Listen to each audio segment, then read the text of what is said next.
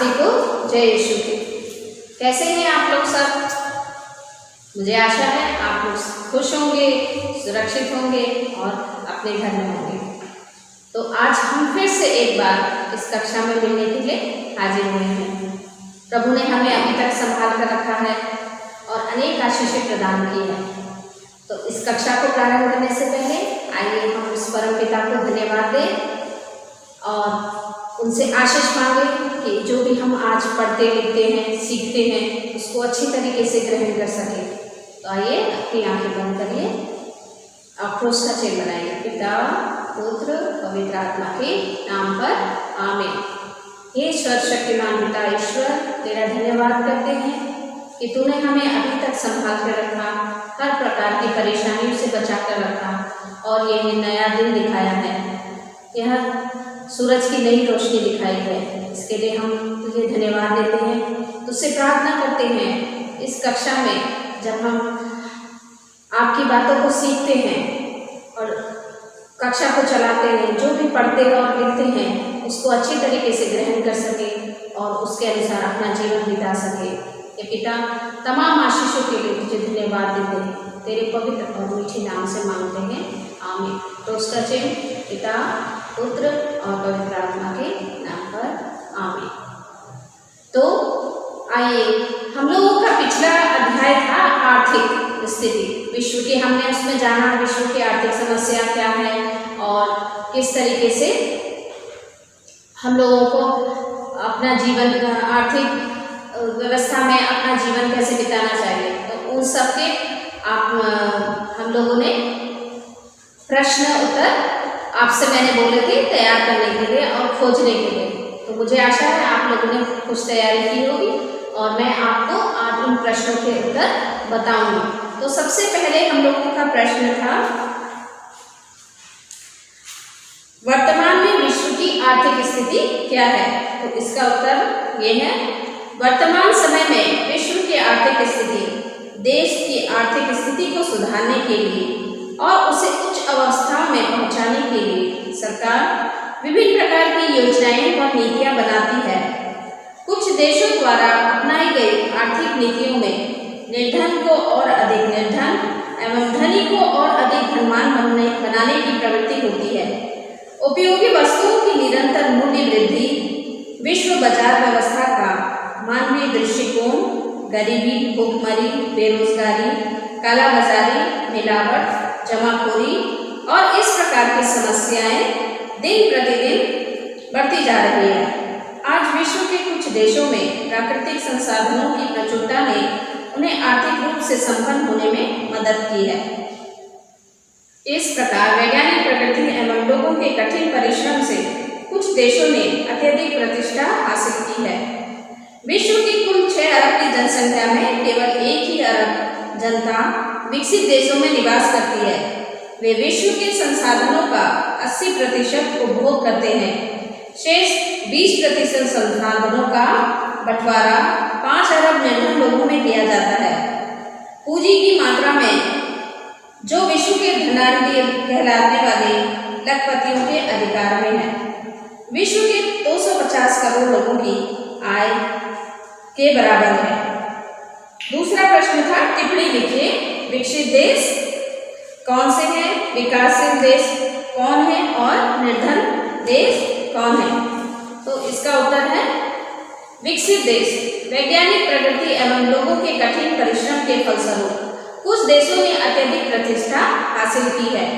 कृषि में इन देशों के अत्यधिक उत्पादन की वजह से वह ना तो उसका संपूर्ण उपयोग कर पाते हैं और ना ही उसे भंडारों में संचित कर पाते हैं। इसलिए वे उस अतिरिक्त उत्पाद को समुद्र में बहा देते हैं। वे अपना अत्यधिक समय धन, विलासिता और शान शौकत में उड़ा देते हैं। ऐसे धनी देश विकसित देश कहलाते हैं। दूसरा है विकासशील देश। ऐसे देश जो आर्थिक रूप से पिछड़े हैं विकासशील देश कहलाते हैं। तीसरा, निर्धन देश। ऐसे देश जो आर्थिक रूप से अत्यंत पिछड़े हैं निर्धन देश कहलाते हैं। इन देशों में प्राकृतिक संसाधनों की कमी होती है। यदि उन्हें कुछ संसाधन उपलब्ध भी हो तो वे उसका सही उपयोग नहीं करते हैं यह देश की लोगों की मूलभूत आवश्यकताओं को पूर्ण करने में असमर्थ है। परिणाम स्वरूप भूख से लोगों की मृत्यु भी हो जाती है। निर्धनता के कारण कुछ लोग बुरे कार्यों, अत्याचार, हिंसा, डकैती, लूट, हत्या, चोरी जैसे घृणित कार्यों में संलग्न हो जाते हैं। तीसरा प्रश्न है, पुराने विधान के समय की आर्थिक स्थितियों का उल्लेख कीजिए। तो इसका उत्तर है, पुराने विधान के समय का हमें इतिहास से पता चलता है कि वर्तमान समय की भांति प्राचीन काल में भी ये समस्याएं व्याप्त थी। देश देश के बीच युद्ध, गुलामी प्रथा एवं षड्यंत्रकारी नीतियां इन आर्थिक असमानता के ही परिणाम हैं। बाइबल में भी इसके अनेक उदाहरण दिए गए हैं। चौथा प्रश्न, प्रभु यीशु के समय की आर्थिक स्थितियों की व्याख्या कीजिए। उत्तर है, प्रभु यीशु के समय में अनेक आर्थिक विकृतियां, असमानताएं और विभिन्न प्रकार की दासताएं विद्यमान थी। साम्राज्य में अधिक रहते हुए यहूदियों को अधिक कर देने को विवश किया जाता था। इन परिस्थितियों का लाभ उठाते हुए नाकेदार जनता का शोषण कर उनसे कर के रूप में अत्यधिक धन इकट्ठा करते थे। सैनिक लोग भी सामान्य लोगों को आतंकित करते और उनके पैसे लूट लेते थे। धार्मिक नेता चढ़ावे एवं रीति रिवाजों के नाम पर लोगों की धन संपत्ति का शोषण करते थे। इसलिए गरीब, विधवा एवं निम्न वर्ग के लोग बड़ी तंगहाली में जीते थे। अमीर लोग भी धर्म एवं राजनीति में अपने प्रभाव का इस्तेमाल करते और गरीबों का शोषण करते थे और उसका स्वयं इस्तेमाल करते थे। इस प्रकार प्रभु यीशु के समय में भी आर्थिक स्थितियों में असमानताएं थी। अब पांचवा प्रश्न है, प्रारंभिक कलीसिया में विश्वासियों का समुदाय किस प्रकार अपना आर्थिक जीवन बिताता था? इसका उत्तर है, प्रारंभिक कलीसिया में विश्वासीगण प्रभु यीशु के निर्देशों के अनुसार जीवन बिताते थे। उनकी सारी संपत्ति सर्वसुलभ थी। वह सबकी आवश्यकता के अनुसार उसका वितरण करते थे। इस प्रकार वे समाज हेतु अनुकरणीय जीवन बिताते थे। प्रारंभिक कलीसिया में लोग सारे शिष्य सहभागिता का जीवन जीते थे। दीन दरिद्रों की चिंता, उनके भले कार्य तथा उनका अनुकरणीय आर्थिक जीवन हर युग के लिए श्रेष्ठ है। प्रश्न नंबर 6, आर्थिक स्थिति को उन्नत बनाने हेतु अपने परिवार को क्या सुझाव देंगे? जिसका उत्तर है, परिवार को चलाने हेतु धन की आवश्यकता होती है। अपने परिवार की आर्थिक स्थिति को समृद्ध बनाने के लिए हमें कठिन परिश्रम करना है। भविष्य के लिए बचत करने की आदत डालना है। बजट तैयार करके उसके अनुसार खर्च करना है। मासिक आय व्यय का ब्यौरा रखना है और कोशिश करें कि उससे ज़्यादा खर्च ना हो। कभी ब्याज पर ऋण ना लें। गलत तरीके से धन कमाने की कोशिश ना करें, जैसे चोरी, घूसखोरी, मिलावट, तस्करी, डकैती, लूटमार, हत्या, कालाबाजारी आदि।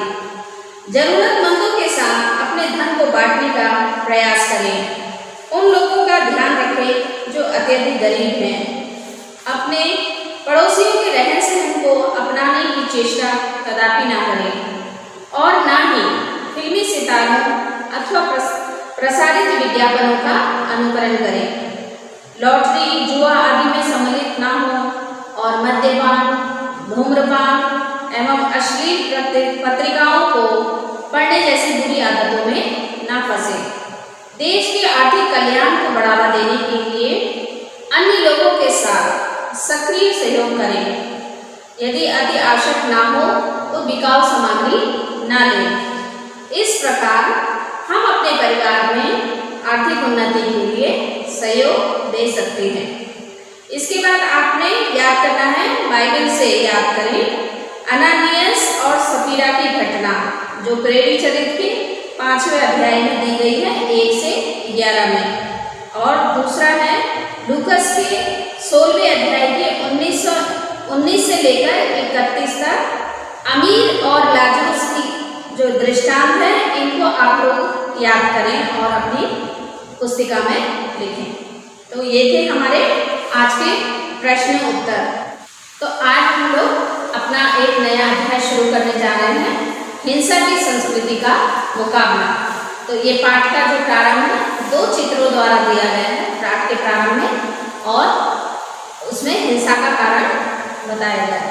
फिर इसके बाद हमारा है अध्याय में हिंसा का कारण, हिंसा के प्रकार, हिंसा के प्रभाव, प्रभु यीशु का दृष्टिकोण, प्रभु यीशु की दृष्टि में हिंसा के विकल्प, कलीसिया का दृष्टिकोण, हिंसा के बाबत महान लोगों का दृष्टिकोण और हिंसा से छुटकारा कैसे पाया जाए, ये इस अध्याय में आपको जानने के लिए मिलेगा। तो आज का प्रारंभ हम लोग पाठ का प्रारंभ करते हैं कि हम लोग देख रहे हैं पाठ के प्रारंभ में 2 चित्र दिए गए हैं, जिसमें पहला चित्र है 11 सितंबर 2011 का चित्र है, जिसमें वर्ल्ड ट्रेड सेंटर का विध्वंस हुआ है, मतलब उसको नष्ट किया गया। और दूसरा देख रहे हैं हम लोग धर्मपुरी के निकट कृषि महाविद्यालय कोयम्बटूर के छात्रों ने हरी बस जला दी है। तो ये जो चित्र है, इन चित्रों को देख के हम लोगों के मन में प्रश्न उठता है कि ये इन हिंसात्मक कार्यों के लिए कौन जिम्मेदार है, और हम ये भी प्रश्न आता है कि इन सब में कौन पीड़ित हुआ, और इस घटना के बाद इसका क्या प्रभाव पड़ा, फिर और क्या आप इसे रोका जा सकता था या इसको टाला जा सकता था। इन चित्रों को देख के हमारे मन में अनेक प्रश्न उठे, और इसके साथ ही आप बता सकते हैं कि आपके वहाँ भी कभी इस प्रकार के हिंसात्मक कार्य हुए हैं। तो ये चित्रों को देखकर हमारे मन में ये प्रश्न उठे हैं। तो इस प्रश्नों का उत्तर जानने के लिए हम लोग आज हमारा जो पाठ है हिंसा की संस्कृति का मुकाबला, इसको प्रारंभ करते हैं। जैसा कि हम सब जानते हैं कि हम सब ईश्वर की संतान हैं, और ईश्वर ने हमें अपने समान, अपने प्रतिरूप बनाया। तो हम सबका क्या कर्तव्य है? हम सबका कर्तव्य है कि हम सब मानव गरिमा, अधिकारों का सम्मान करें और उसे बढ़ाएं। तो आइए हम जानते हैं कि हिंसा क्या है। हिंसा ऐसी सोच, वचन, व्यवहार अथवा कार्य जो लोगों की गरिमा, उनके अधिकार, जीवन अथवा उनकी संपदा को नुकसान पहुंचाए, वही हिंसा है। यानी कि हिंसा वह बुरी प्रवृत्ति है जो मानवता को नष्ट कर डालती है। ईश्वर ने हमें अपने प्रतिरूप बनाया, अपने समान बनाया, अधिकार दिए, बुद्धि प्रदान की, लेकिन क्या है, अगर उसका हमारी सोच व्यवहार से किसी की जीवन को ठेस पहुंचती है, उसकी संपदा को नुकसान पहुंचाते हैं, वो हिंसा कहलाती है। यानी कि हिंसा वह बुरी प्रवृत्ति है जो मानवता को ही नष्ट कर डालती है। आज हम देखते हैं कि हिंसा समाज के लिए एक गंभीर चुनौती बन गई है, और समाज में यह इतनी बढ़ गई है कि व्यक्ति, विशेष, समूह, देश, विदेश आदि सभी इसे अपनाकर अपने अधिकार जमाने का साधन बना लेते हैं। यानी कि संसार के किसी भी कोने में कोई भी छोटी सी घटना होती है, वो तत्काल समस्त मानव जाति को प्रभावित करती है। जैसे कि हम लोगों ने पहले अध्याय में देखा था कि मदर तेरेसा को पोप ने धन्य घोषित किया था, और वो हम लोगों ने घर बैठे हम लोगों को उसके बारे में पता चल गया था। तो उसी ये संचार माध्यमों के वजह से हम लोगों को संसार में कहीं किसी भी कोने में जो भी हिंसा की कोई भी घटना घटती है, वो हमको तत्काल हमें पता चल जाती है, और इसका प्रभाव क्या होता है, पूरे समस्त मानव जाति को ये घटना प्रभावित कर देती है। तो आइए हम जानते हैं कि हिंसा के क्या कारण है। तो हिंसा के कारण है राजनीतिक परिस्थितियां, धार्मिक समस्याएं और सामाजिक और आर्थिक समस्याएं। तो सबसे पहले हम राजनीतिक परिस्थिति में जाते हैं। हम देखते हैं कि आज के समय में हिंसा भड़काने में राजनीतिक परिस्थितियां हैं, जिसमें जो राजनीतिक नेता होते हैं वे अपने स्वार्थ के चलते निरंकुश व्यवहार करते हैं और क्रोध में हिंसा भड़काने का कार्य करते हैं। दूसरा है धार्मिक कारण और उसकी परिस्थितियां।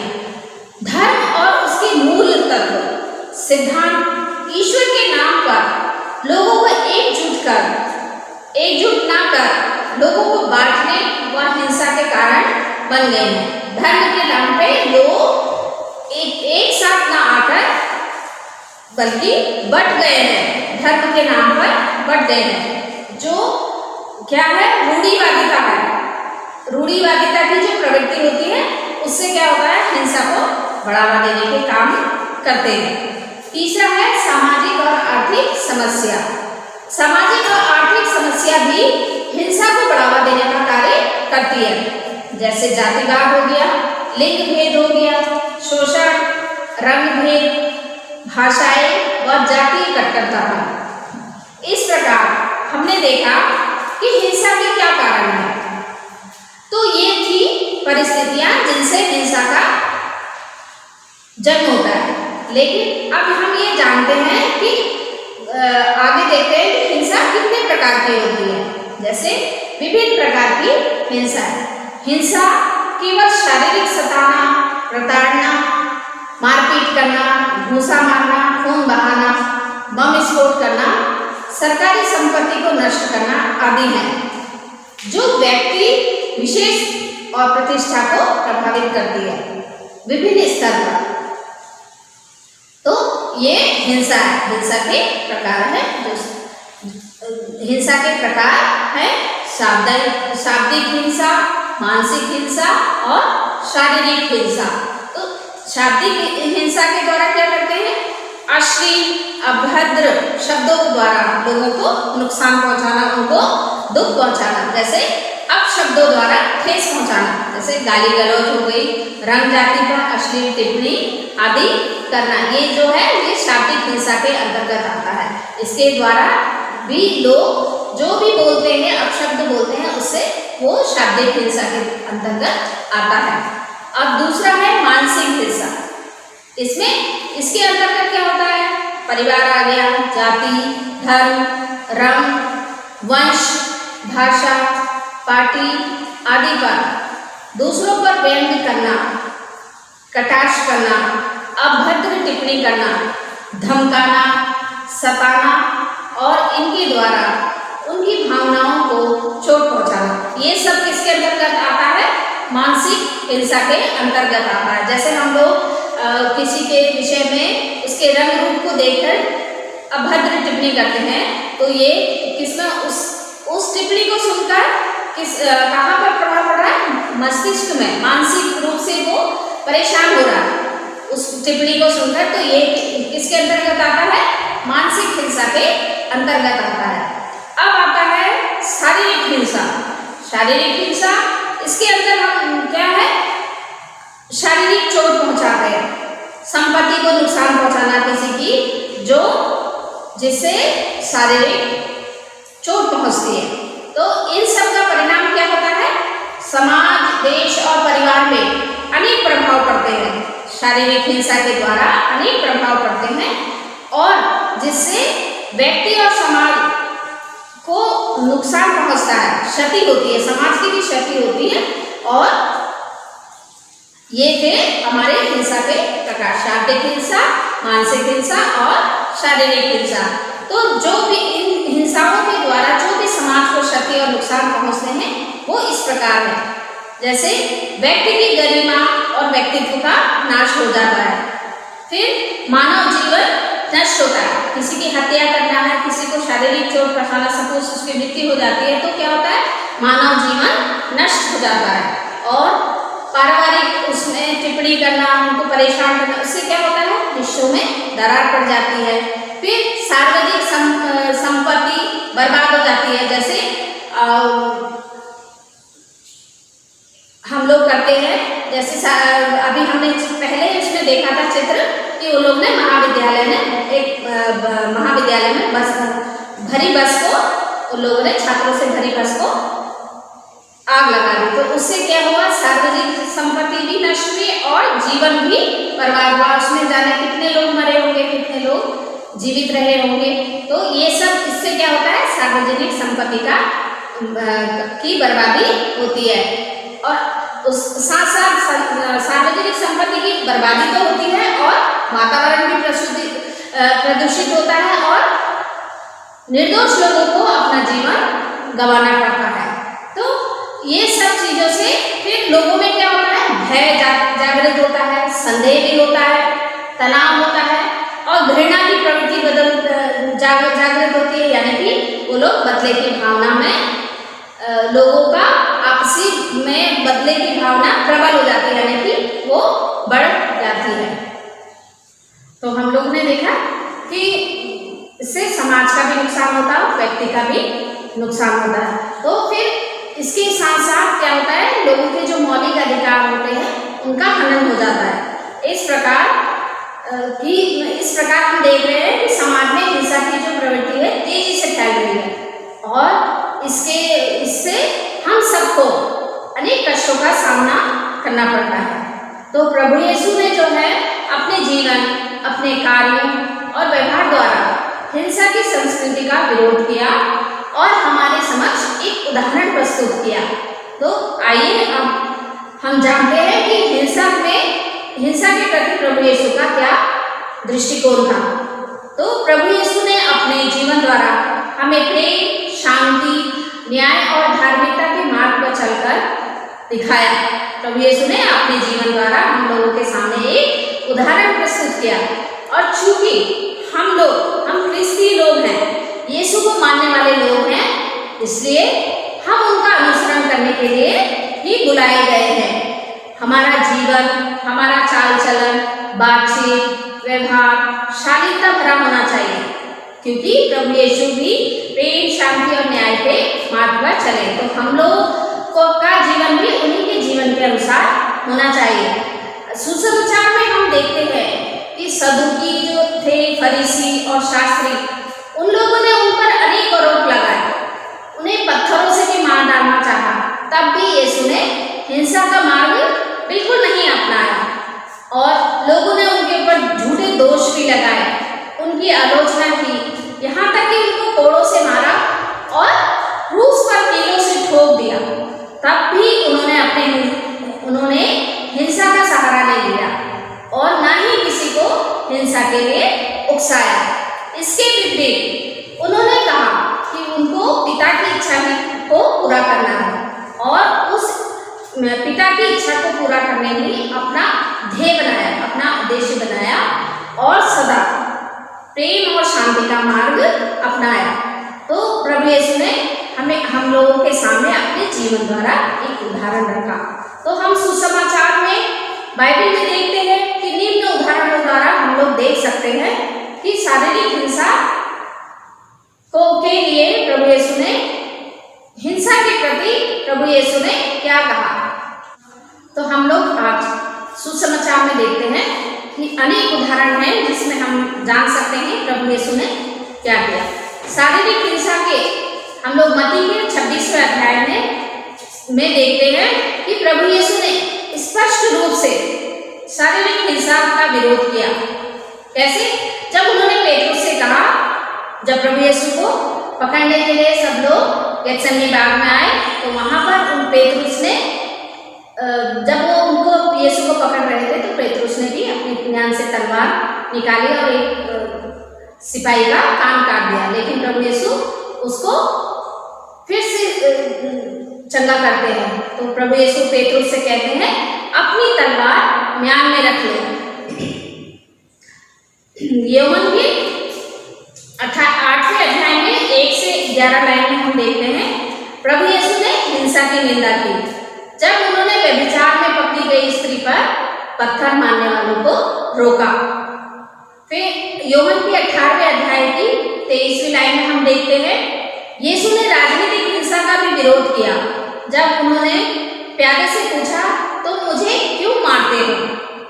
लूकास के 16वें अध्याय की लाइन में उन्होंने अमीर और लाजरूस के दृष्टांत द्वारा प्रभु यीशु ने जो समाज में आर्थिक असमानता थी उस पर अपना स्पष्ट दृष्टिकोण रखा और व्यक्त किया, और उसके द्वारा उन्होंने सहभागिता का समर्थन किया। यूहन्ना के 4 अध्याय की 6 लाइन से 15 लाइन तक उन्होंने उसमें हम देखते हैं जातिगत असमानता को बढ़ावा देने का विरोध किया और समारी स्त्री को समान दर्जा देते हुए उससे वार्तालाप किया जब वो कुएं में पानी पीने के लिए गए थे। मत्ती के 23वें अध्याय की 6 लाइन में प्रभु यीशु ने लोगों के स्वार्थ भरी प्रवृत्ति की निंदा की जब उन्होंने विवाह भोज में प्रमुख स्थान ग्रहण करने वालों को धिक्कारा। प्रभु यीशु ने अनेक दृष्टांतों द्वारा हम लोग देखते हैं, अनेक दृष्टांत है जिसमें उन्होंने हम लोगों को अनेक प्रकार के हमारे सामने उदाहरण रखे हैं। मत्ती के 5वें अध्याय में 21 से 22 लाइन में उन्होंने बताया कि मानसिक यंत्रणा देने वालों का भी उन्होंने विरोध किया। यह इस बात से स्पष्ट है कि उन्होंने लोगों को क्रोध से दूर रहने की हिदायत दी, क्योंकि क्रोध के आवेश में व्यक्ति क्या करता है, दूसरों की हत्या भी कर सकता है। और लूकस के भी आगे हम देखते हैं, लूकस के 8वें अध्याय की 1 से 3 लाइन में उन्होंने क्या किया, यहूदियों के लैंगिक भेदभाव की नीति के विरोध में यीशु ने क्या किया, महिला शिष्यों को बढ़ावा दिया और इस प्रकार से उन्होंने आर्थिक, धार्मिक और जो भी असमानताएं थी आर्थिक रूप से, सामाजिक रूप से, इन सबको बाइबल में उदाहरणों द्वारा हम जान सकते हैं कि प्रभु यीशु ने कैसे उनके लोगों के सामने एक उदाहरण प्रस्तुत किया है। तो इससे आगे का अध्याय हम अगले पाठ में पढ़ेंगे और जानेंगे। तब तक के लिए मैं आशा करती हूँ आप लोग सही सुरक्षित रहेंगे और जो भी आज हम लोगों ने पाठ पढ़ा है उस पर फिर से एक बार मनन चिंतन करेंगे, इसको पढ़ेंगे और याद रखेंगे। तब तक के लिए मैं आप लोगों से विदा लेती हूँ। फिर से हम अगले बार दूसरी कक्षा में मिलेंगे। तब तक आप सभी को जय यीशु।